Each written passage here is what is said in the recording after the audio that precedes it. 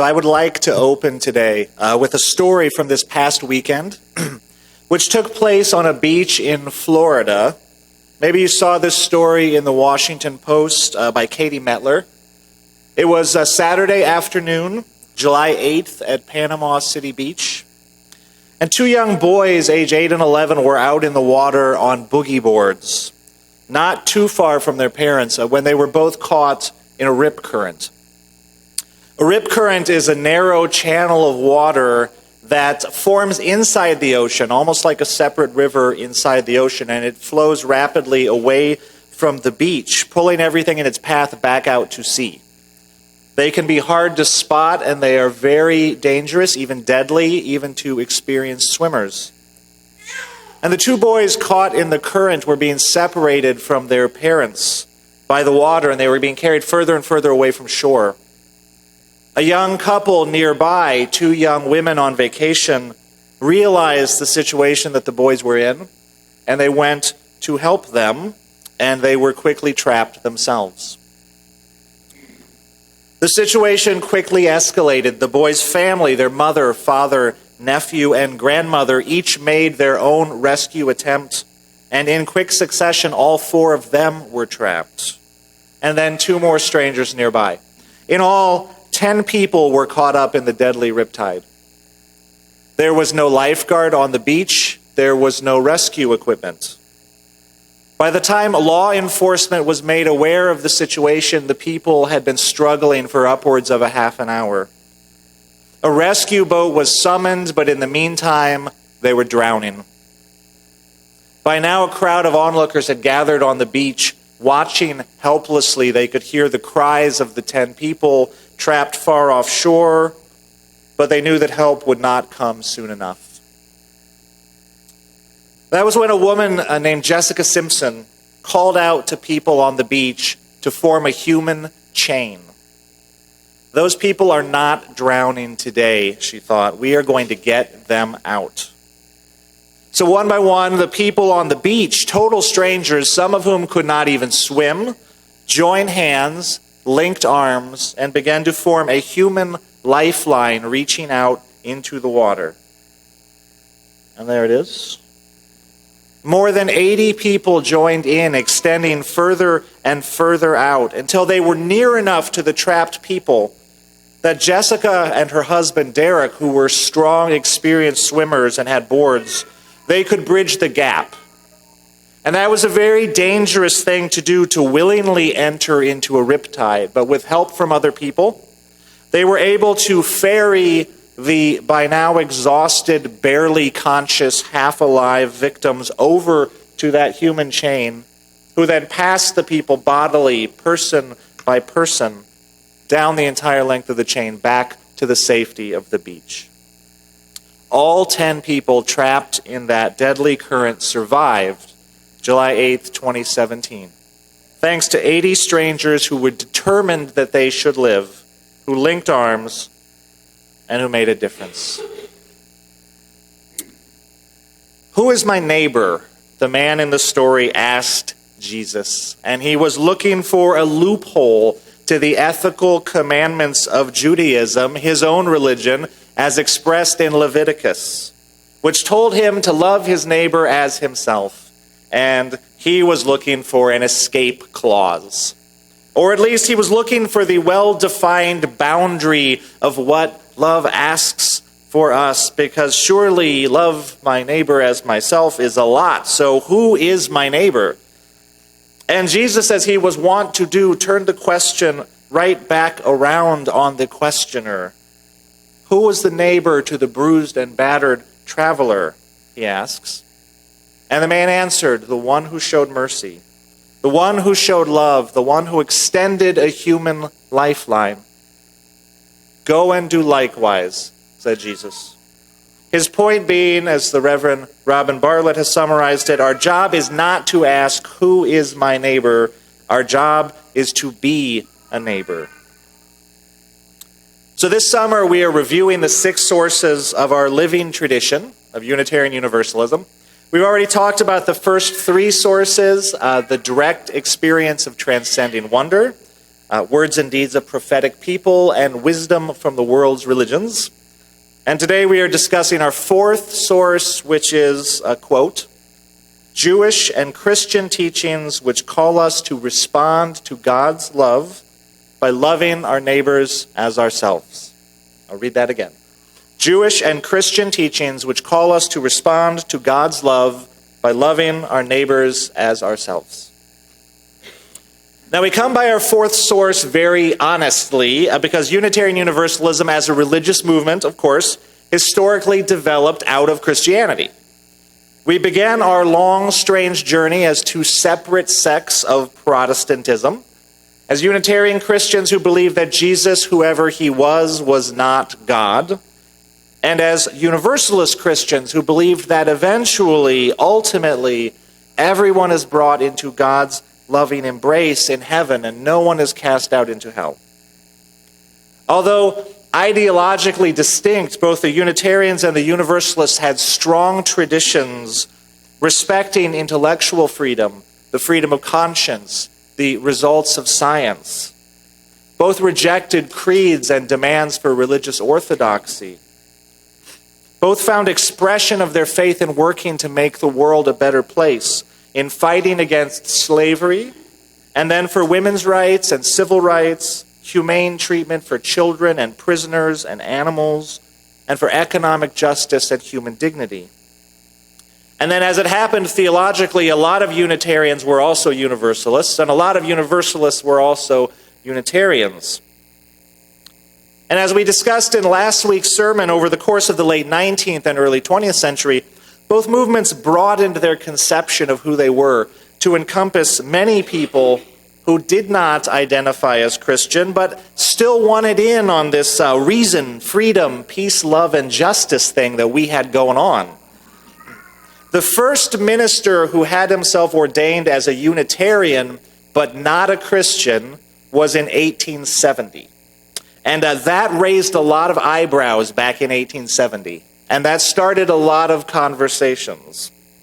But by the time the Unitarians and the Universalists decided to merge in 1961, we'd had many such conversations. And Unitarian Universalists, as we now called ourselves, came from a wide variety of religious, ethical, and spiritual backgrounds, including humanist, Jewish, Buddhist, pagan, and many more. And of course, many UUs today also identify as Christian UUs. So, given that we arose out of Christianity, it is not in the least surprising that we were and are heavily influenced by that history in many ways. Some are more obvious than others. Our fourth source, as written, though, it holds up one influence in particular, and this is the idea that we are called on to respond to God's love by loving our neighbor as ourselves. And there was actually a movement a couple of years ago, maybe within the last 10 years, to revisit how we talk about our sources and to remove some of that specificity of language. Because for one thing, we draw much more from our Judeo-Christian heritage than just this one message. I mean, think about what Sunday service looks like. We draw much more from our Judeo-Christian heritage than just that particular message. And conversely, many religious traditions talk about loving one's neighbor, right? We do not look just to Judeo-Christianity for this teaching. And we do not have to believe in the Christian God or one God or any God to receive this message. That said, one could argue that these are the parts of our Judeo-Christian heritage that we hold especially dear and we most often lift up. For example, when we turn to the Old Testament for inspiration, to our Judeo tradition, we turn often to the words of the prophets, those Jewish sages and fierce social critics who called their people back to a vision of community where all were cared for, where love of one's neighbor is understood as an urgent religious commandment. We turn to the book of Isaiah, where the prophet reminds his people that their God reminds his people what their God is really asking of them. And it is not just empty prayers and burnt offerings. It is not just praise and hymns. It isn't religious formalism at all. He says, is it not to share your bread with the hungry and to bring the homeless poor into your house? When you see them naked, to cover them and not to hide from your own kin. If you offer your food to the hungry and satisfy the needs of the afflicted, you will be like a watered garden, like a spring whose waters never fail. This is reading 588 in our gray hymnal. Or we might sing number 121 from our hymnal, which we sing not infrequently here at UUI.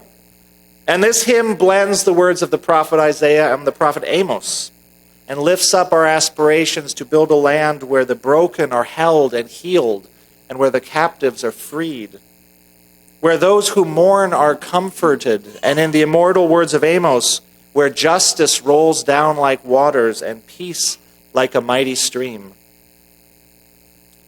Or we might remember the words of Micah, who said, you know, O mortal, what is required of you.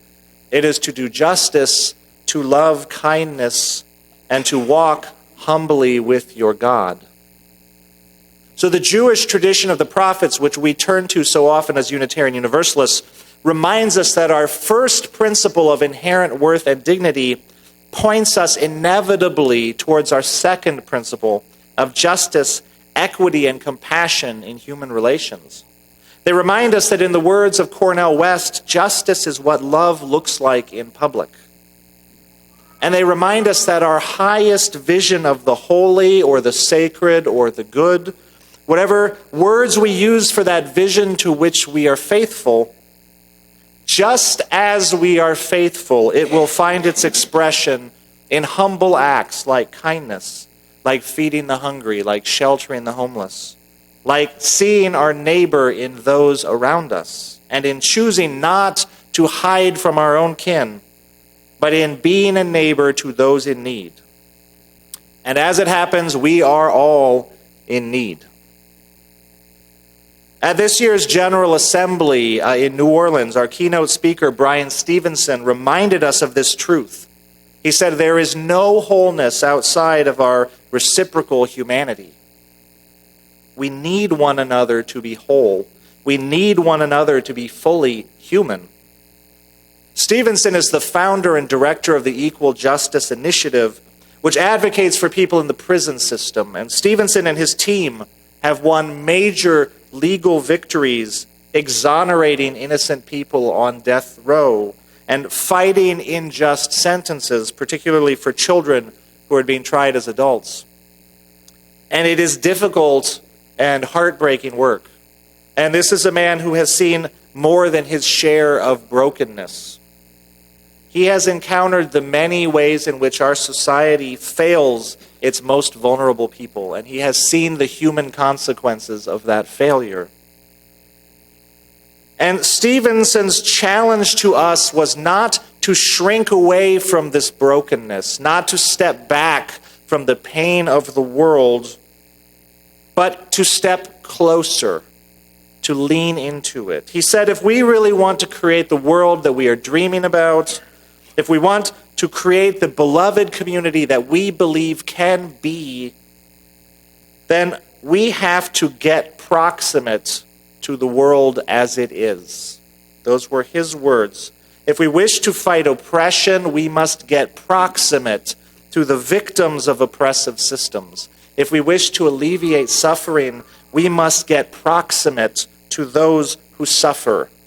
We cannot do this work from a distance, he said.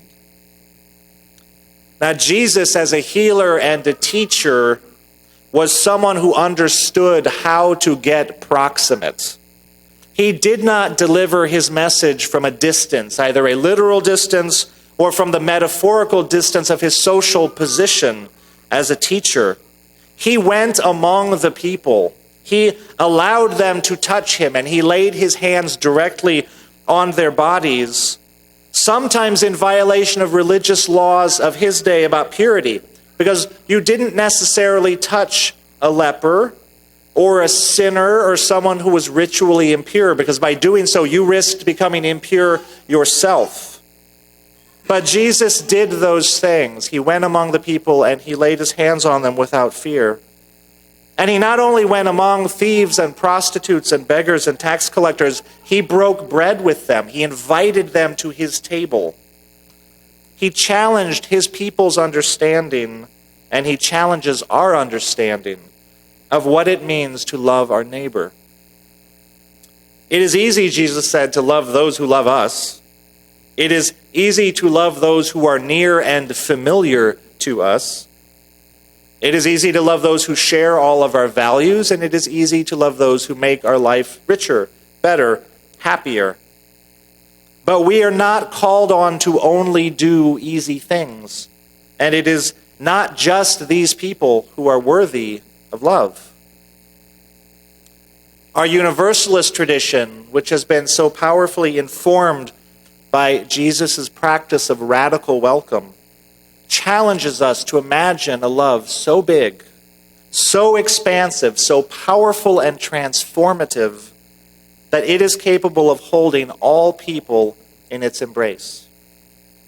And then we are challenged to live that love out, however imperfectly we will, and make it real as best as we are able.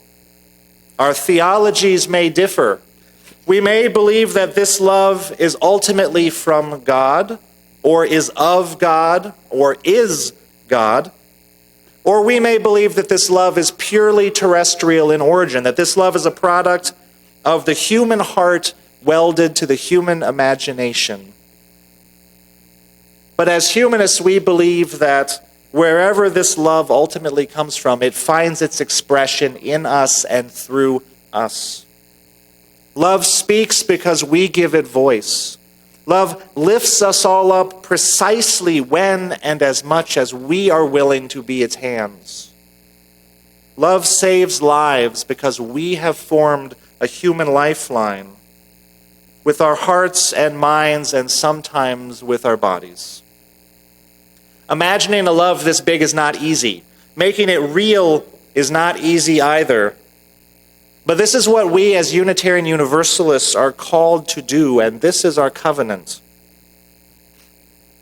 This summer, this June, our General Assembly in New Orleans, at which Brian Stevenson spoke so beautifully, it ended on a shocking and tragic note when two UUA staffers, Tim Byron and James Curran, were violently assaulted on the last night of the conference in the French Quarter, just a few blocks from their hotel. The assailants were four youth, ages 18 to 20, who were staying at a nearby facility that provides housing and services for at-risk youth. Homelessness and mental illness were a part of the picture. The motive was robbery, and one of the UUA staffers received minor injuries, and he was released from the hospital that same night. But one of them received a serious brain injury and remains in the hospital, where his condition is slowly improving. But he will not be untouched from this encounter. And over the course of the next few days, some of the youth confessed and turned themselves in, and they expressed their remorse for their actions, and all four of them are now awaiting trial. In a pastoral letter addressing the attack, our newly elected UUA president, Susan Frederick Gray, wrote, "I want to acknowledge the sorrow, fear, anger, and heartbreak of seeing a loved one, a member of our community, violently attacked. As I have listened to Unitarian Universalists reflect on this situation, I have been moved by the connections made to Brian Stevenson's powerful message to us at General Assembly, that simply punishing the broken, walking away from them, or hiding them from sight only ensures that they remain broken and we do too. There is no wholeness outside of our reciprocal humanity." And Susan Frederick Gray continues, "May we hold the young adults who are accused of carrying out the robbery with the same universal love that we hold Tim Byron and James Curran.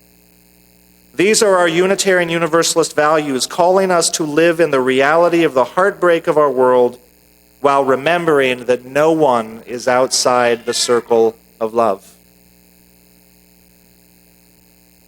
So in the aftermath of the attack, in conversation with the victims and their families, and with their blessing, some Unitarian Universalists have remained in New Orleans.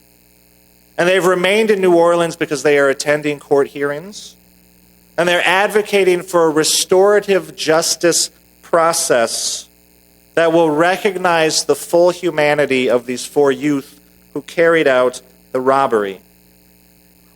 These are the values of our religion, calling us to do difficult things, recognizing that the simple question, who is my neighbor, is the question of a lifetime. And I'm proud to be part of such a tradition. In our reading today, the poem A Perfect Mess, the poet Mary Carr says she witnesses a baby grand piano being moved up 9th Avenue under dark and threatening clouds. The workers struggling to get it to safety just in time and recognizing that they are going to fail. The storm cloud bursts, the deluge comes down, and the poet writes, "It was my pleasure to witness a not insignificant miracle. In one instant, every black umbrella in Hell's Kitchen opened on cue, everyone still moving, and 4 old ladies interrupted their own slow progress to accompany the piano movers, each holding what might have once been lace parasols over the grunting men."